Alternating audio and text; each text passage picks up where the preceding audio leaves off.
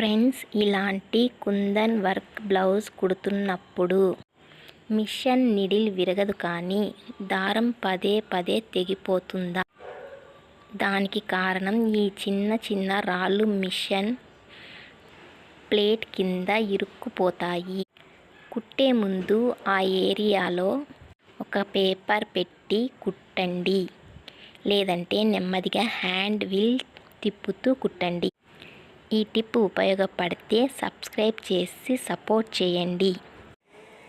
ఈ చీర కుట్టాక మిషన్ కింద చాలా రాళ్ళు లాంటి కుందన్స్ చాలా పడిపోయాయి.